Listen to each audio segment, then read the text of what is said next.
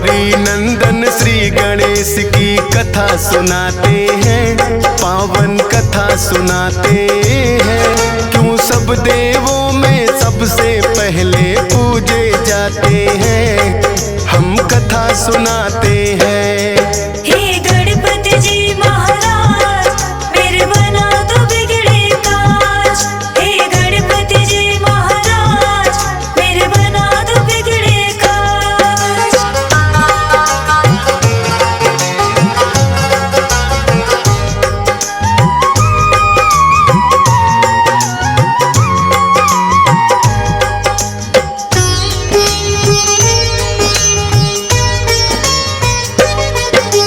कैसे जन्म हुआ गणपति का पहले तुम्हें बताएं। गौरा कक्ष में शिव गण तो जब तब आ ही जाए। एक दिन गौरा माता गई थी करने को स्नान। बोली नंदी को रखना तुम द्वार पे अपना ध्यान। महलों के भीतर कोई भी आने ना पाए। स्नान ध्यान मेरा जब तक पूरा ना हो जाए। हाथ जोड़ कर नंदी ने कहा जैसा माँ आदेश। लेकिन भोलेनाथ आ गए करने को परवेश। भोलेनाथ को नंदी लेकिन रोक न पाते हैं, पावन कथा सुनाते हैं। क्यों सब देवों में सबसे पहले पूजे जाते हैं, हम कथा सुनाते हैं। हे गणपति जी महाराज, मेरे बना दो बिगड़े काज। हे गणपति जी महाराज, मेरे बना दो बिगड़े काज।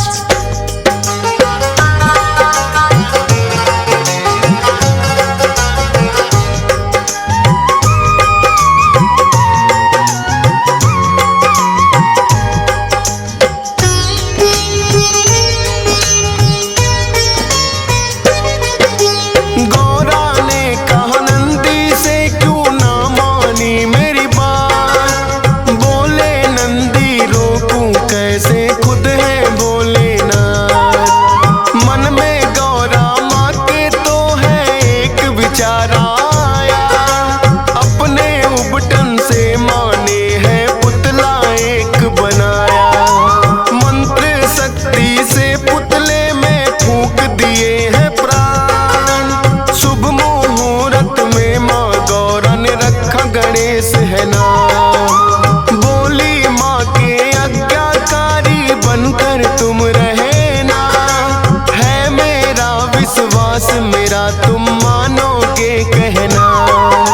हाथ जोड़ वो माँ गौरा को शीश नवाते हैं, पावन कथा सुनाते हैं। क्यों सब देवों में सबसे पहले पूजे जाते हैं, हम कथा सुनाते हैं।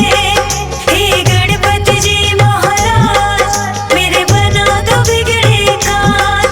हे गणपति जी महाराज, मेरे बना दो बिगड़े काज।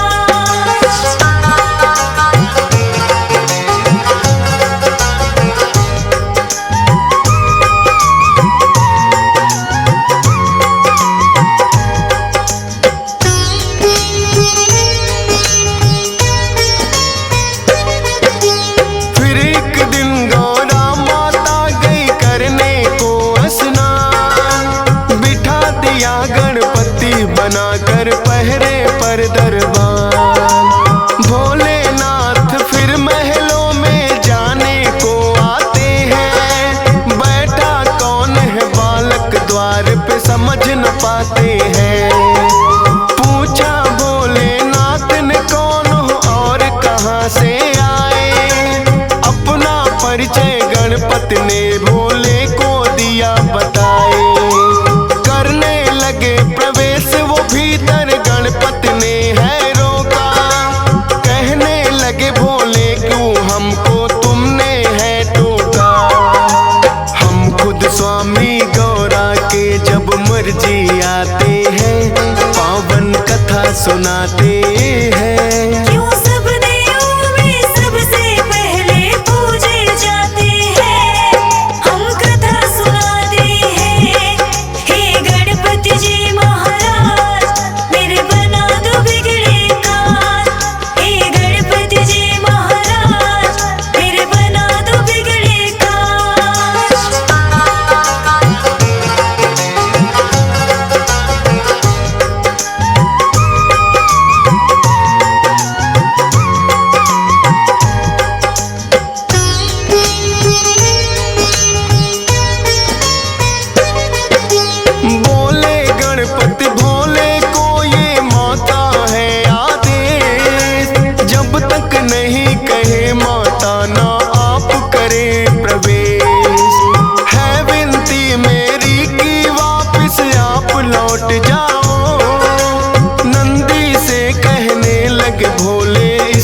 जरा हटाओ। नंदी ने भी गणपति को है बार बार समझाया, माने नहीं वो फिर नंदी ने बल प्रयोग दिखाया। बड़े ही बलशाली है गणपति नंदी हारे हैं, फिर तो शिवगण उन्हें हटाने आ गए सारे हैं। सब मिल कर के भी गणपति को हटा न पाते हैं, पावन कथा सुनाते हैं। क्यों सब देवों में सबसे पहले पूजे जाते हैं, हम कथा सुनाते हैं। हे गणपति जी महाराज मेरे बना दो बिगड़े काज, हे गणपति जी महाराज मेरे बना दो बिगड़े काज।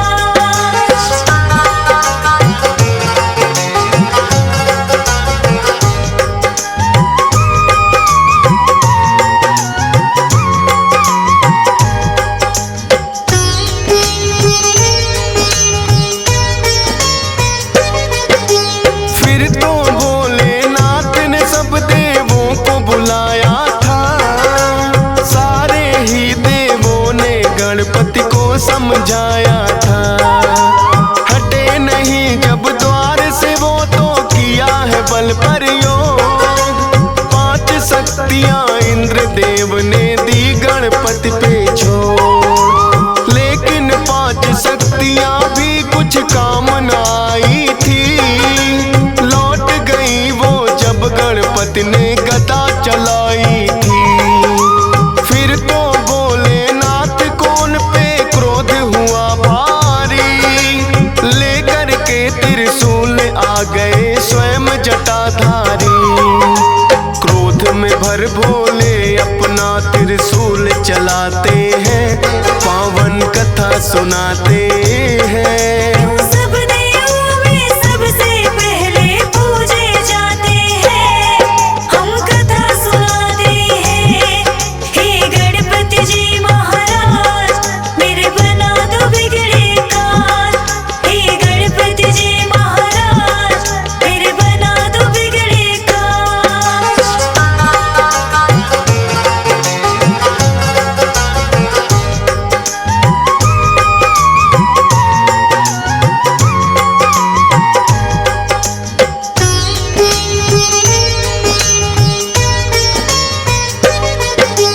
वारिस फिर त्रिशूल गर्दन हो गई थी न्यारी, गौरा माँ ने जब देखा तो रुदन किया भारी। बोली कि क्या किया आपने ये है भोलेनाथ, द्वारपाल ये बन के खड़ा था मान के मेरी बात। लाल मेरे के प्राण तुम्हें वापिस होंगे लौटाने, रो रो करे बिलाप मगौरा बात नहीं वो माने।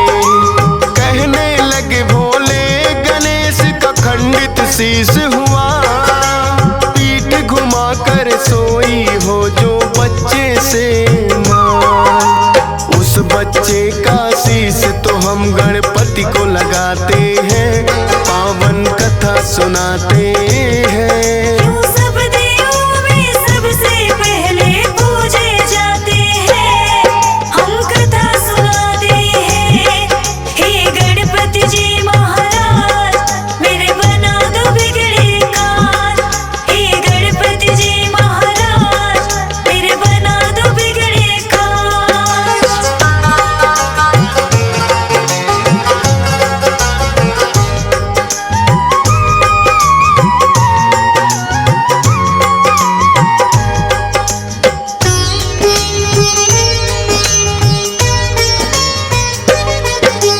शिवगण तो फिर गौरा माँ ने लेने शीश पठाए, पीठ घुमा सोई माँ जिससे वो बालक न पाए। खोज खोज वो हार गए छानी दिशा सभी, एक हथनी आई नजर थी उन सबको तो तभी। हथनी के बच्चे की गर्दन वो तो ले आए, भोलेनाथ ने वो गर्दन गणपति गणपति को है लगाए। लगी जो गज की गर्दन वो जिंदा हो जाते हैं। सबसे पहले माता पिता को शीश झुकाते हैं। इसीलिए तो गजानन भी ये कहलाते हैं, पावन कथा सुनाते हैं। सब देवों में सबसे पहले पूजे जाते हैं, हम कथा सुनाते हैं। हे गणपति जी महाराज, मेरे बना दो बिगड़े काज। हे गणपति जी महाराज, मेरे बना दो बिगड़े काज।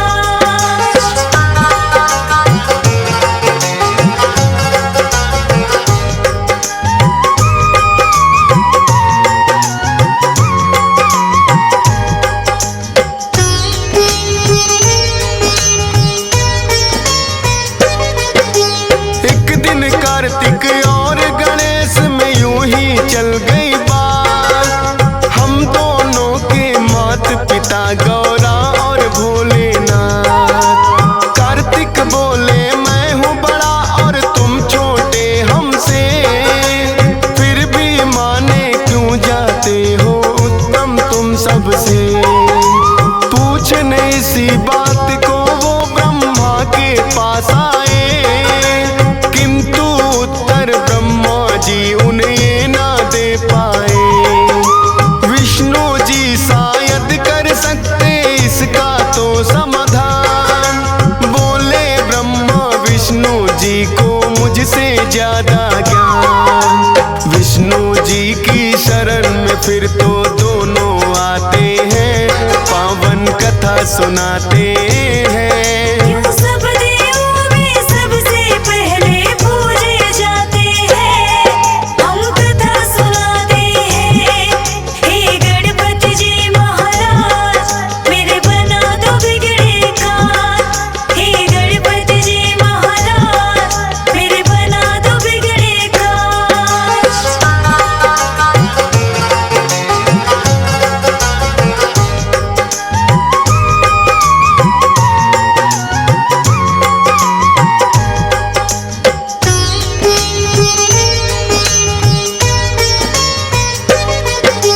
विष्णु जी तो दोनों को ही उत्तम बतलाए, लेकिन उनके उत्तर ये सहमत ना हो पाए। बोले विष्णु भोले देंगे इसका सही उत्तर। पूछो ये प्रश्न तुम तो उनसे ही जाकर। दोनों लेकर प्रश्न यही भोले के पास आए। सुनकर प्रश्न ये बोले जी भी है मुस्काए। बोले इस ब्रह्मांड का चक्कर उसे लगाना होगा, उत्तम साबित करना है उसे पहले आना होगा। अपने मयूर से ये सुनकर कार्तिक उड़ जाते हैं, पावन कथा सुनाते हैं। सब देवों में सबसे पहले पूजे जाते हैं, हम कथा सुनाते हैं। हे गणपति जी महाराज, मेरे बना दो बिगड़े काज। हे गणपति जी महाराज, मेरे बना दो बिगड़े काज।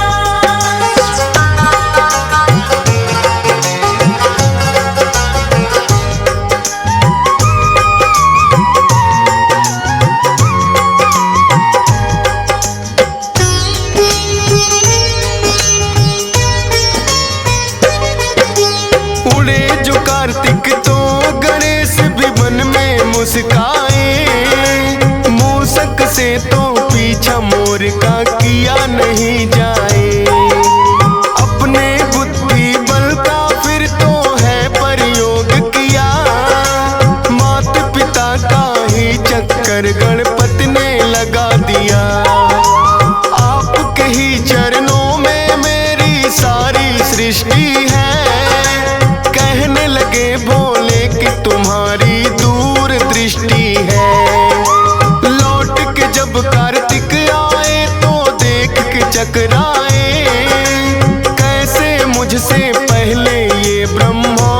घुमाए।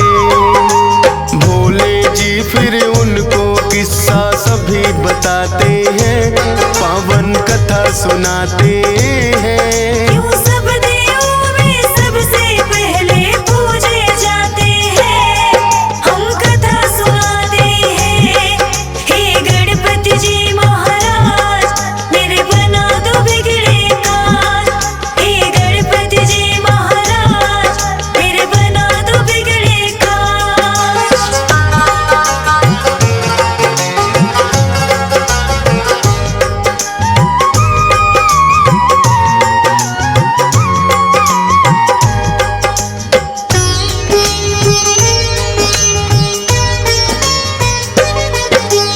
माता पिता के चरणों में ही होता है संसार। कार्तिक ने भी मान लिया है गणपति जी से हार। भोले ने वरदान दिया उत्तम कहलाओगे, सब देवों से पहले गणेश जी पूजे जाओगे। सब देवों ने गणपति की बोली है जय जयकार, इसीलिए इनकी पहले पूजा करता संसार। सद्बुद्धि के मालिक है गौरी नंदन ये गणेश, सत सत बार नमन करता है तुमको फौजी सुरेश। डीएस पाल से कितने सेवक महिमा गाते हैं, पावन कथा सुनाते हैं।